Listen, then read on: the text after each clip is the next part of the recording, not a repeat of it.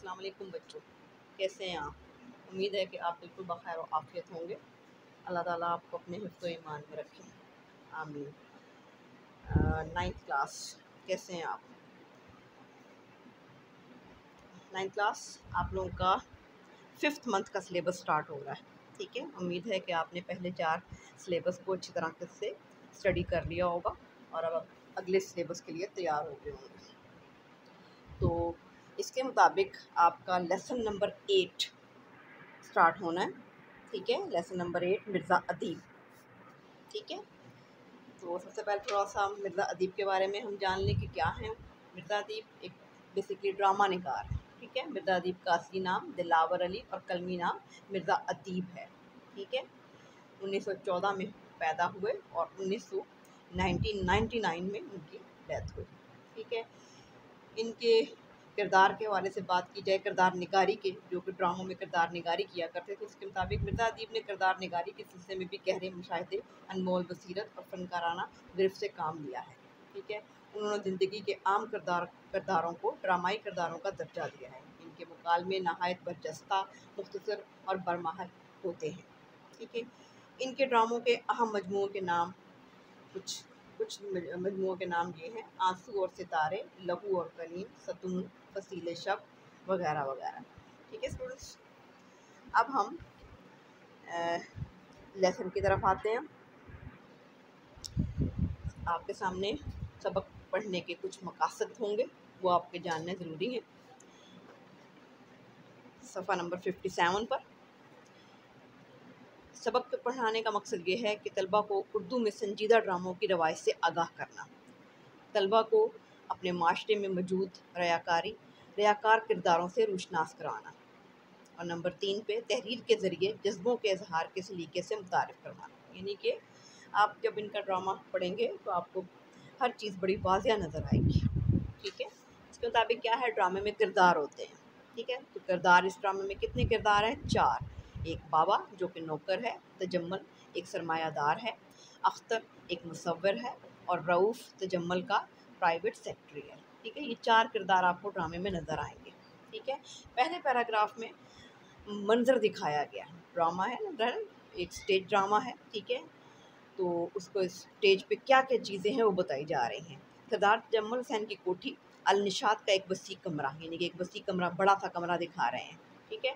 ये कमरा अख्तर स्टूडियो के तौर पर इस्तेमाल करता है, ठीक है। अख्तर जो मुसव्विर है वो स्टूडियो के तौर पर इस्तेमाल, स्टूडियो क्या, उसकी जो वो बनाता है तस्वीरें, उसका स्टूडियो है ये।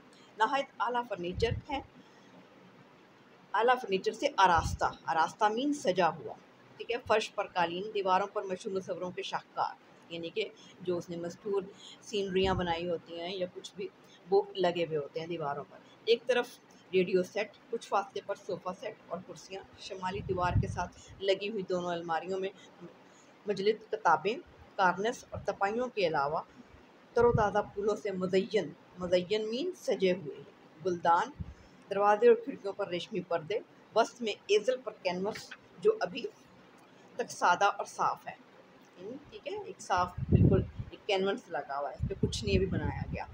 करीब एक तपाई पर रंगों के डिब्बे, चीनी की छोटी छोटी प्यालियाँ, तरह तरह के कलम और मुसव्वरी का सामान पड़ा है। गर्मियों के तय ज़माने की एक सुबह, रोशनदानों में से धूप अंदर आ रही है, यानी कि जो वक्त बता रहे हो क्या है, गर्मियों का शुरू का ज़माना है। जब पर्दा उठता है तो बाबा झाड़न से कमरे की चीज़ें साफ़ करता हुआ दिखाई देता है, ठीक है। वो जो नौकर है बाबा, ठीक है। 2-4 लम्हों के बाद तजम्मुल आता है, ठीक है। तजम्मुल कौन था? एक सरमायाकार, ठीक है, आता है। तजम्मुल की उम्र 40 और 45 के दरमियान होगी। नहायत सेहत अच्छी, जिस्म पर कीमती सूट, यानी कि ज़ाहिर पैसे वाला बंदा है तो उसकी सेहत भी अच्छी है और उसने बड़ा आला किस्म का सूट भी पहन रखा है। ये मंज़र है वहाँ का, ठीक है। उस पूरे कमरे में ये आपको नज़र आ रही हैं चीज़ें, ठीक है। अब ये देखिए किरदार हैं, मैंने आपको पहले भी बताया हुआ है कि किरदार मैंने बार बार नहीं बोलने, आपने किताब से देखकर खुद समझनी है, मेरी आवाज़ सुननी है और किताब को फॉलो करना है, ठीक है। तजम्मल यानी कि जब कमरे में आता है तो क्या कहता है, ये अख्तर कहाँ है बाबा, यानी कि वो मुसव्विर के बारे में बात करता है कि बाबा वो किधर है। बाबा उधर बाग में है सरकार, ठीक है स्टूडेंट्स, ये 2 किरदार मैंने आपको सामने बता दिए। अब आपने किरदार खुद समझने हैं। अभी तक बाग में वहाँ क्या कर रहे हैं? टहल रहे हैं। मैंने कहा भई सरकार नाश्ता तैयार है, अंदर आ जाएँ, मगर उन्होंने मुझे झिड़क दिया। अभी तक धूप में टहल रहे हैं। रात सरकार खामोश हो जाता है, यानी कि तजम्मल ये सारी बातें सुनकर खामोश हो जाता है।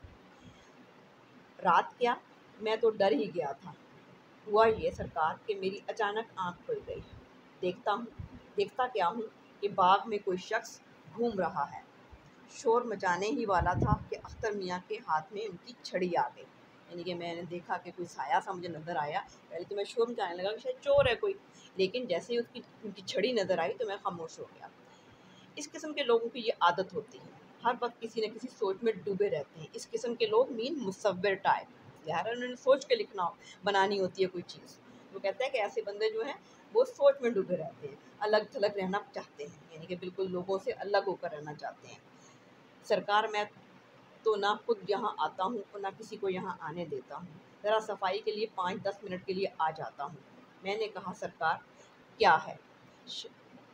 शायद कुछ ऐसे हैं चंद रोज़ से। यानी कि वो बताता है कि वो कुछ दिनों से मैं उनको ऐसे ही देख रहा हूँ कि वो खोए-खोए से हैं। फिर वही बात, एक बार कह दिया, जो दिया तुम फ़नकारों को नहीं समझ सकते। ये हर वक्त यूँ ही परेशान रहते हैं। यानी कि वो अपने नौकर को समझाने की कोशिश करता है कि तुम परेशान मत हो, फ़नकार ऐसे ही होते हैं।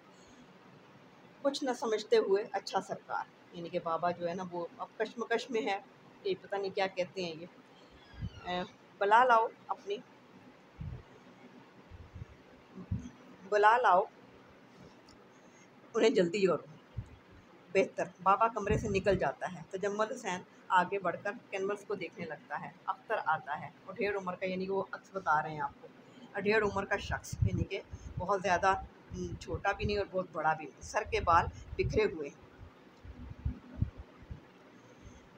बिखरे हुए, आंखें शब्बेदारी की वजह से सुर्ख हो, शब्बेदारी की वजह से यानी जैसे रात को जागे हुए हैं।